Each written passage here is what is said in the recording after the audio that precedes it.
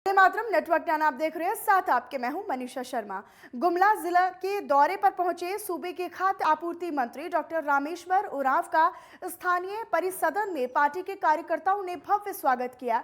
बताते चले कि परिसदन में पत्रकारों से खास बातचीत करते हुए मंत्री डॉक्टर रामेश्वर उरांव ने ये कहा कि आज उन्हें बेहद खुशी होती है कि विगत सरकार में गरीबों को भरपेट भोजन नहीं मिलता था, लेकिन उनकी सरकार के आने पर इसे सुनिश्चित किया गया कि गरीबों को खाना मिल सके। वहीं पत्रकारों द्वारा पंचायत चुनाव को लेकर भी पूछे जाने पर उन्होंने कहा कि उनकी सरकार ने तो पंचायत चुनाव की पूरी तैयारी कर ली थी, लेकिन कोरोना के कारण वे चुनाव नहीं करवाना चाहते हैं।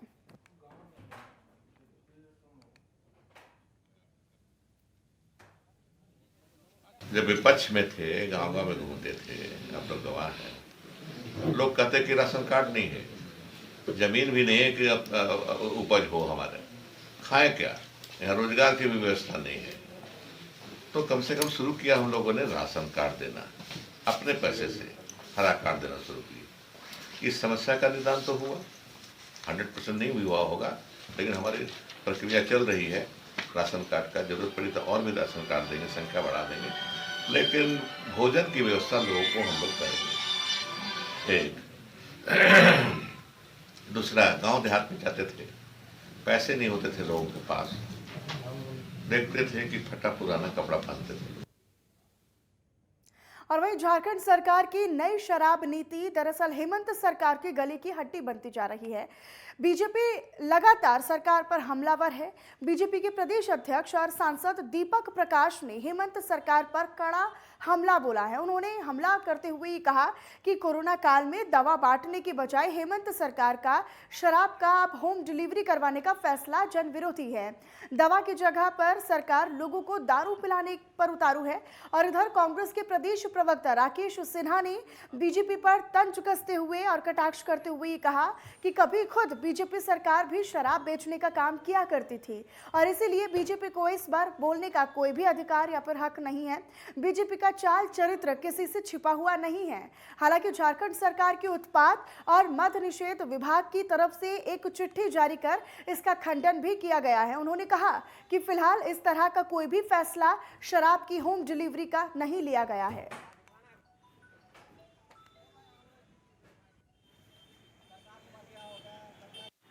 घर घर शराब,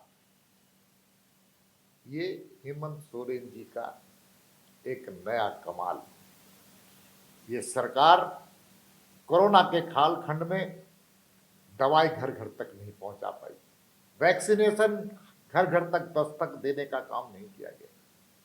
नितांत आवश्यक लोगों के लिए अनाज जो प्रधानमंत्री जी ने भेजा था, नरेंद्र मोदी जी ने भेजा था, उसको घर घर तक पहुंचाने का संकल्प इनके पास नहीं था। घर घर तक बिजली भी पहुंचाने का संकल्प इनके पास नहीं है, इनके पास मादा नहीं है। और जो बिजली पिछली सरकार में मिलता था उससे लोगों को आधी बिजली मिल रही है, लेकिन घर घर शराब, हर घर में शराब, दस्तक दे के शराब पहुंचाने का संकल्प। वाह रे सरकार, कैसी सरकार! मदहोश झारखंड की 3.5 करोड़ जनता को मदहोश करने के लिए एक नया संकल्प। झारखंड की जनता जानती है, इस सरकार की नीयत को जानती है। देखिए, हमें यह लगता है कि शराब नीति पे भारतीय जनता पार्टी को बोलने का कोई नैतिक अधिकार नहीं है, क्योंकि भारतीय जनता पार्टी इस राज्य में सरकार की सरपरस्ती में शराब अपने समय में बेचा करती थी और अरबों रुपया का राजस्व का नुकसान इस राज्य का करके अपनी तिजोरी में भरने का काम किया। तो शराब नीति पे भारतीय जनता पार्टी अब बोले तो हमें यह लगता है कि इसका एक ही उदाहरण है कि मेरा कुत्ता कुत्ता और तुम्हारा कुत्ता टॉमी, ये नहीं हो सकता।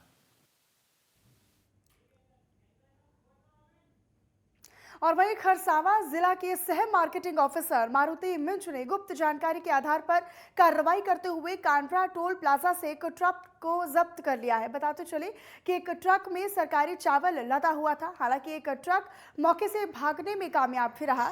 दरअसल सरकारी चावल की तस्करी की जा रही थी। बताया ये जा रहा है कि कांड्रा थाना पुलिस द्वारा काफी दूर तक ट्रक का पीछा भी किया गया, लेकिन चालक सरायकेला थाना सीमा में प्रवेश कर चुका था। वैसे सरायकेला पुलिस को तत्काल जानकारी दी गई, जहां दुगनी के पास दूसरी गाड़ी को भी पकड़ लिया गया। बताते चले कि बीडीओ मारुति मिंज ने ये बताया कि चावल लेकर गाड़ी को पोटका जाना था, लेकिन कांड्रा की तरफ आने की जानकारी मिली, जिसके बाद कांड्रा टोल प्लाजा के पास उस गाड़ी को जब्त कर लिया गया, पकड़ लिया गया।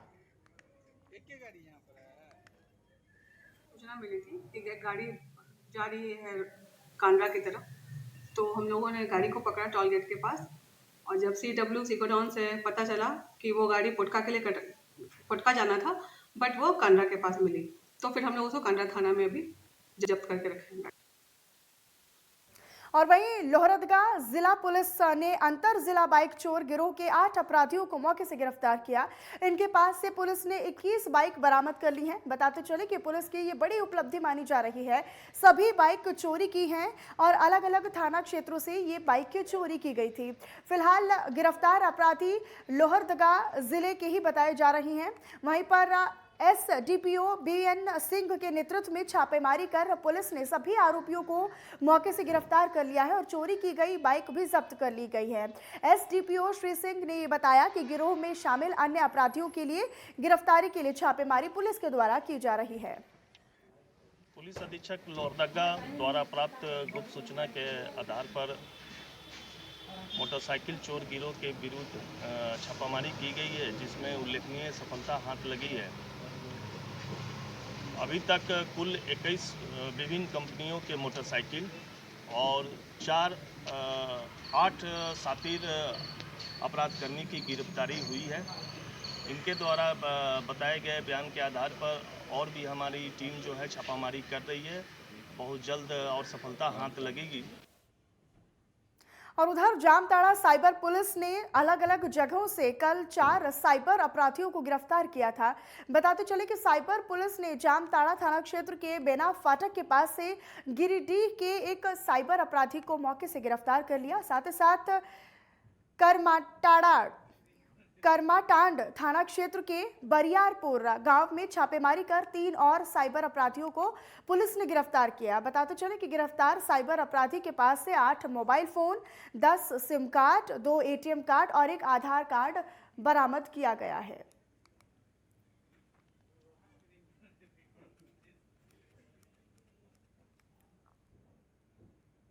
और वहीं झारखंड के गिरिडीह से खबर, जहां पर लगातार माओवादियों का प्रदर्शन चल रहा है और भाकपा माओवादी लगातार प्रदर्शन कर रहे हैं।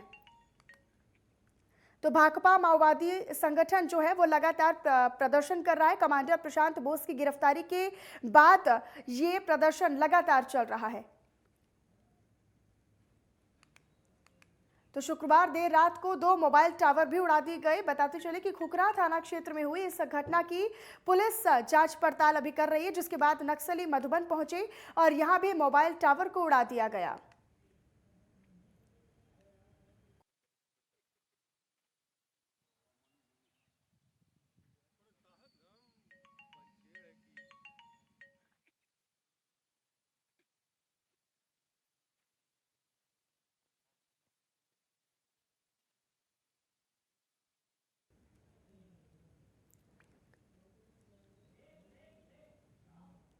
और चलिए फिलहाल वक्त एक छोटे से ब्रेक का हो चला है। आप बने रहिए नेटवर्क 10 के साथ।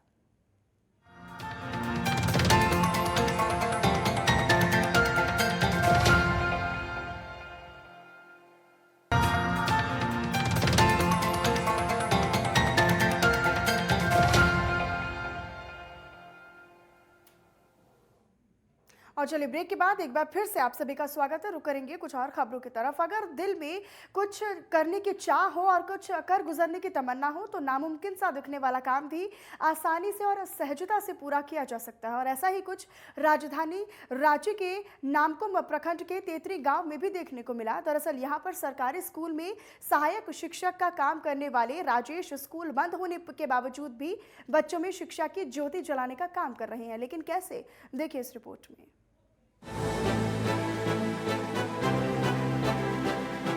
जब से कोविड का कहर देश में बरपा है, तब से देखा जाए तो सबसे बड़ा नुकसान शिक्षा को ही हुआ है।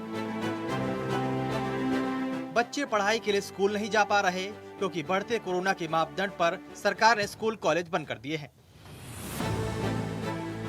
ऐसे में बच्चों में शिक्षा का स्तर गिर न जाए, इसके लिए सरकारी स्कूल में सहायक शिक्षक के रूप में योगदान करने वाले राजेश ने एक नई मिसाल पेश की है।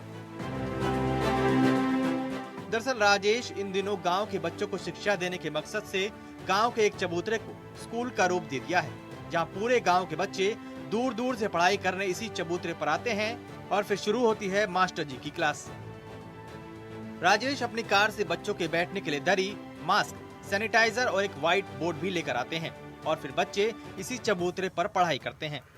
तो इन बच्चों के पास एंड्रॉयड मोबाइल नहीं है, गरीब बच्चे हैं और ऑनलाइन जो मटेरियल भेज रहे थे उसका ये लोग लाभ नहीं ले पा रहे हैं ज़्यादा। किसी के पास मोबाइल है ही नहीं और है भी तो गार्जियन लेके चले जा रहे हैं।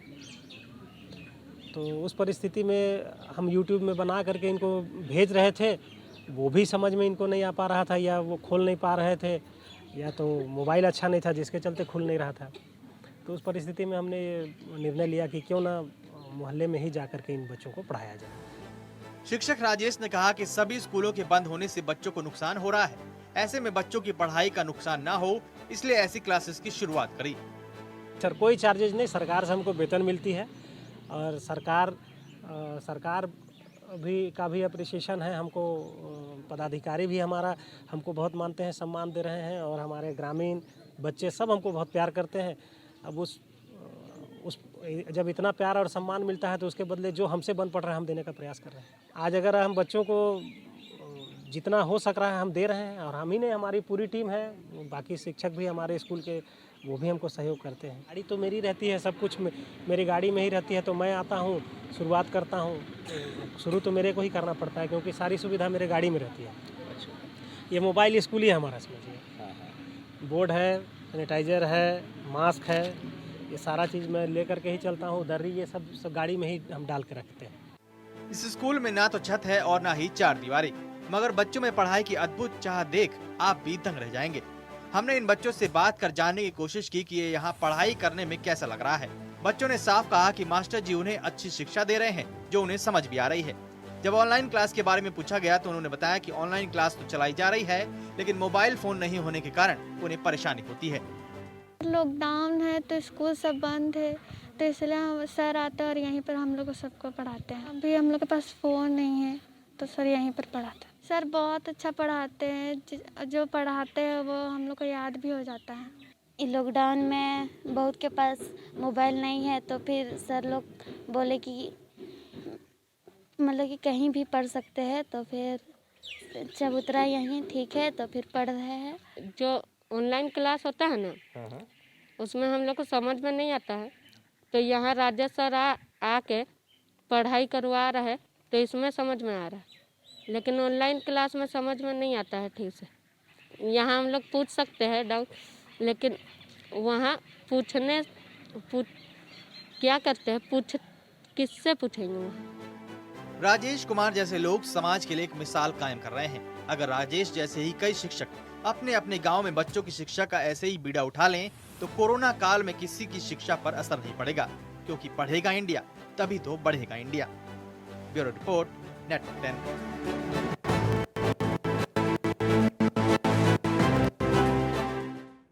और वहीं रांची में बीते कुछ दिनों से कड़कड़ाती ठंड पड़ रही है और इसके साथ ही साथ घना कोहरा और धुंध का भी असर देखा जा रहा है। दरअसल कोहरे की जद में रांची समेत आसपास के सभी इलाके भी आ रही हैं और इसी कड़ी में शनिवार की सुबह घना कोहरा भी देखने को मिला। कोहरे के कारण बढ़ी शीतलहर ने जनजीवन अस्त व्यस्त कर दिया है। शहरी इलाके समेत ग्रामीण इलाकों में भी कोहरे और धुंध का प्रकोप हर तरफ देखा जा रहा है और इधर मौसम विभाग ने भी अगले कुछ और दिनों तक के लिए घना कोहरा छाने का अंदेशा जताया है।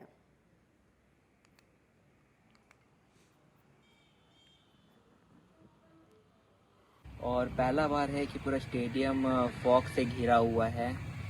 वैसे तो मैं रोज़ सुबह 6-6:30 बजे आता हूँ वॉक करने के बाद प्रैक्टिस करने के लिए स्टेडियम में, बट पहली बार है कि शायद मुझे प्रैक्टिस करने का मौका नहीं मिलेगा, क्योंकि अभी 8:30 बज रहा है और अभी भी आप देख सकते हैं कि विजिबिलिटी एकदम ना के बराबर है।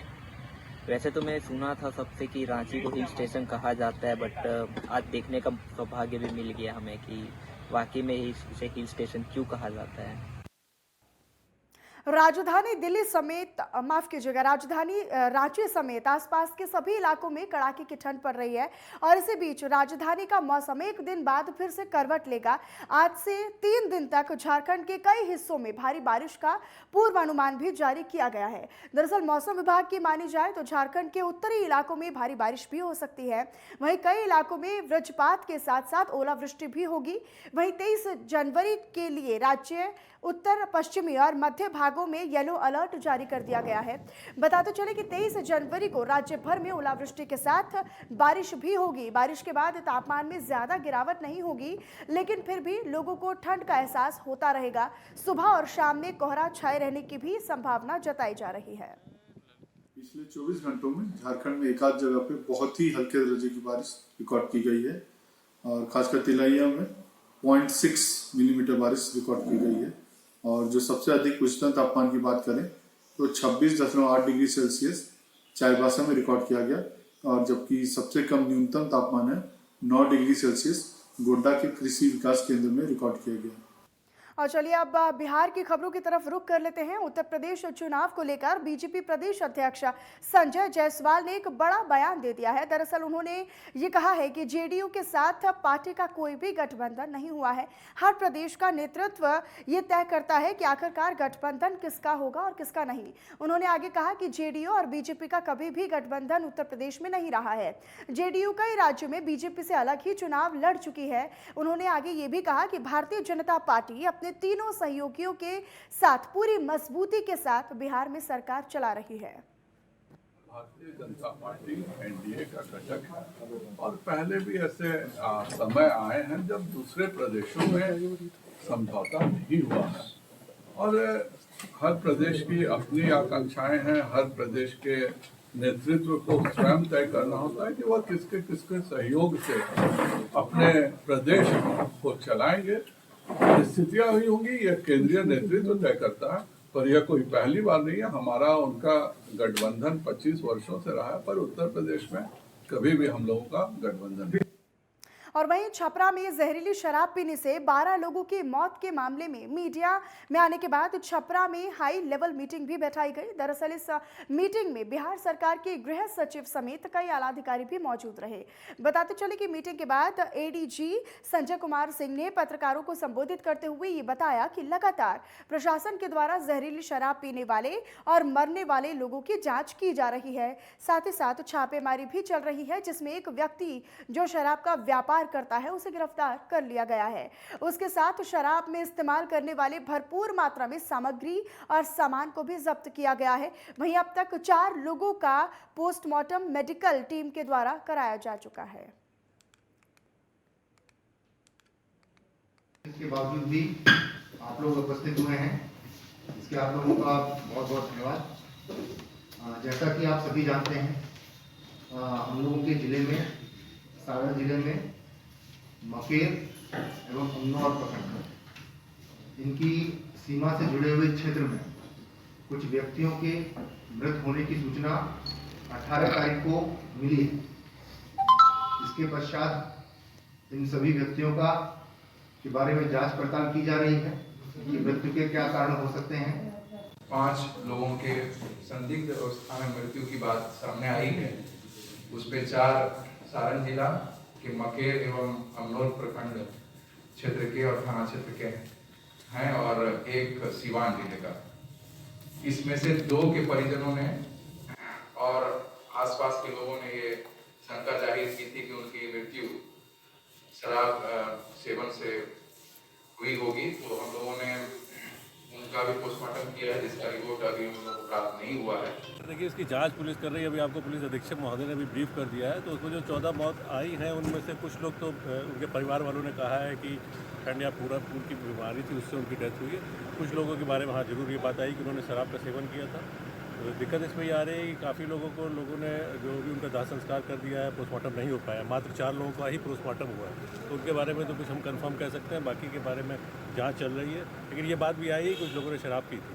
तो इस पर जब पूरी जांच हो जाएगी और जो विसरा भी कुछ लोगों का प्रिजर्व किया गया, उसके आने के बाद हम कुछ फिगर पक्का दे पाएंगे।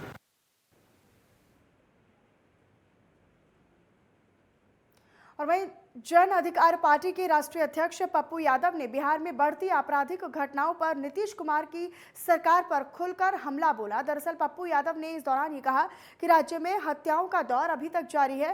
रोजाना आपराधिक घटनाएं हो रही हैं। हत्या, लूट और डकैती की वारदात सामने लगातार आ जाती हैं। हर रोज अवैध शराब से मौतें भी हो रही हैं। छपरा में भी दर्जनों लोगों की जहरीली शराब पीने से मौत हो गई। पप्पू यादव ने आगे ये भी कहा कि सरकार और उसका सिस्टम शराब से हुई मौत के मामले की लीपापोती करने में लगा हुआ है। उन्होंने कहा कि शराब के धंधे में पक्ष और विपक्ष दोनों शामिल हैं। बगल में पटना में 14 करोड़ का आप दिन में आकर के सोना लूट लीजिएगा। बच्ची को मार करके फेंक दिया, आज तक कोई निर्णय नहीं होता है। लगातार 40 नालंदा और छपरा में मौत हो गई। मैं अभी वहीं जा रहा हूँ।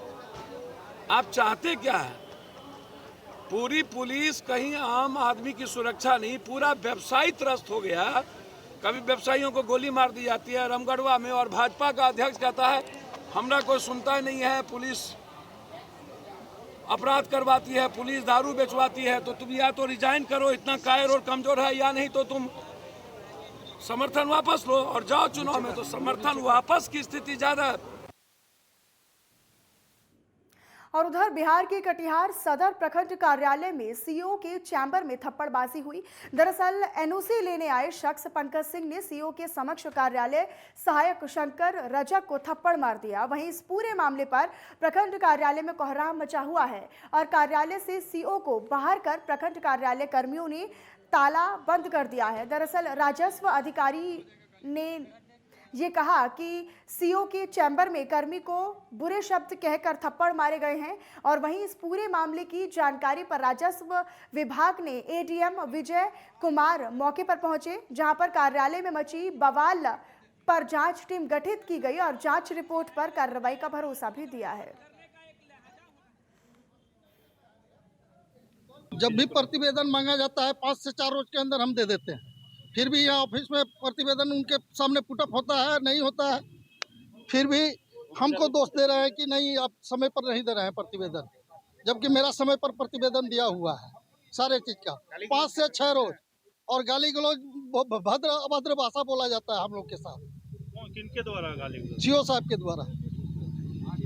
अभी तक हमको 7 महीना से वेतन नहीं मिला। किस कारण से नहीं मिला मुझको 7 महीने से वेतन? कौन सा कारण है? कैसे भरण पोषण होता होगा?